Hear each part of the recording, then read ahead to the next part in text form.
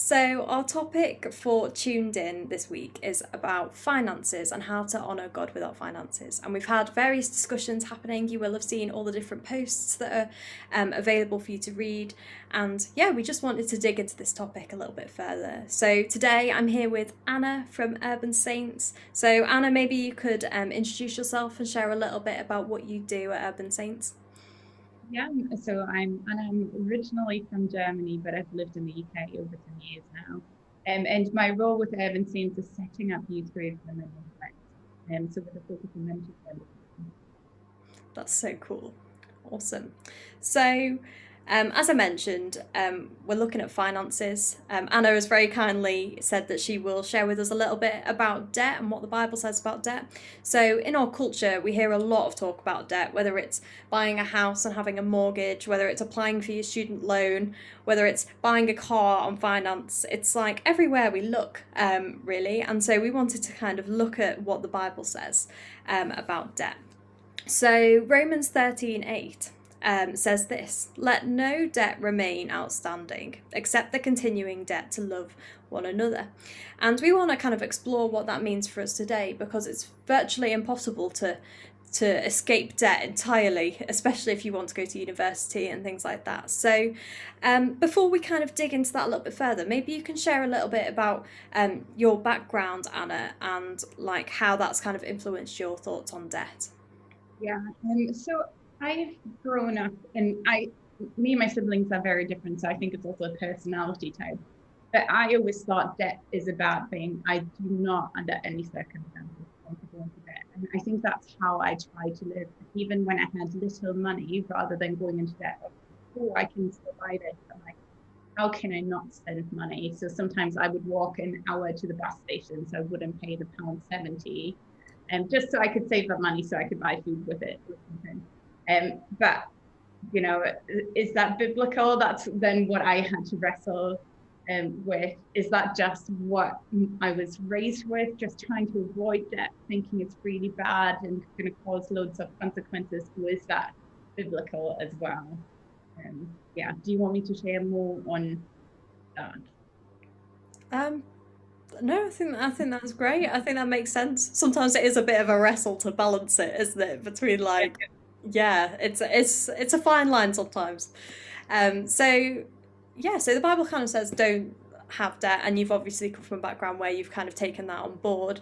But at the same time, the Bible says to like to love your enemies, to do good and lend, hoping for nothing in return. So it's it's interesting that the Bible says don't get into debt, but then also says be willing to lend if someone needs it. So yeah, do you think this is like contradictory? Like maybe you can kind of just dig into that a little bit.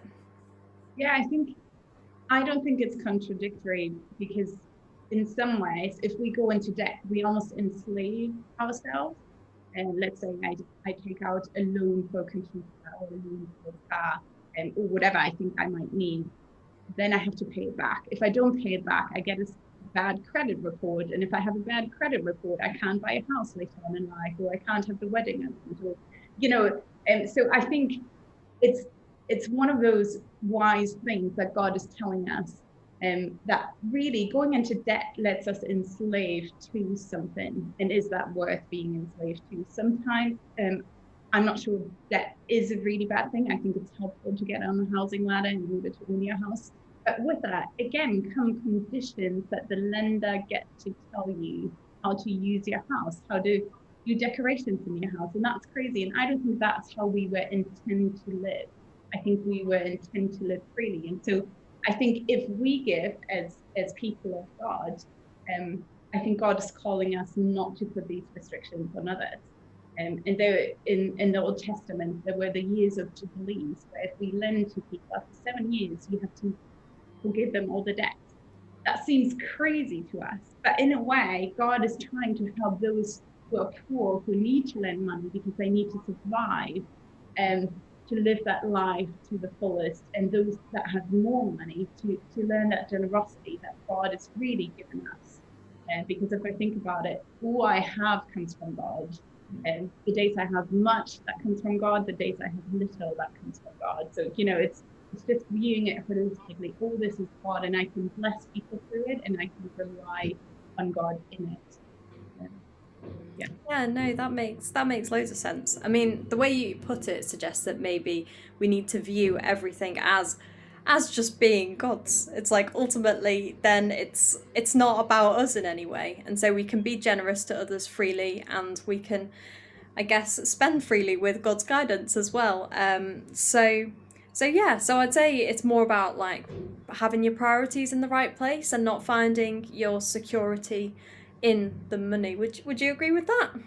Yeah, I think that's true. And I think in most things, God calls us into relationship, doesn't he? It's not that bad.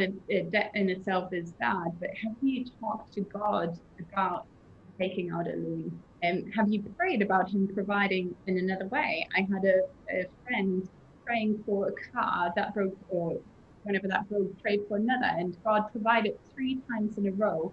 And sometimes we think Wow. God can only provide through a loan, but actually, God's people are generous. I've had someone pay my first flat deposit and first month's rent out of their generosity.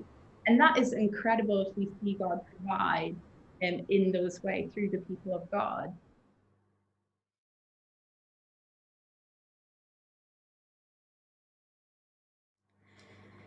So, based on what you've said, Anna, you've talked about how it's really about having your priority and your trust in the right place. So, it's not about putting our security in money and finances, but it's more about that trust in God. Um, yeah, have you got anything else that you'd like to add about debt and things like that? I think it reminds me of that verse that Paul writes about I can do anything, but not everything is beneficial, and I can do anything, but I shall not be mastered by anything. So the idea of yes, I can go into debt, but is that beneficial long term? Is that helping me, or is that just causing me anxiety? Does that mean next month I can't pay it back? So I think that's always a good reminder. I'm like, we are free to do anything, but is it what God is calling us to, and that relational part with Him? Yeah, no, definitely. Fab. Well, thank you so much for being on our video today. We really appreciate your input, and I hope that all of you who are watching have found this encouraging and that you've learned something along the way as well.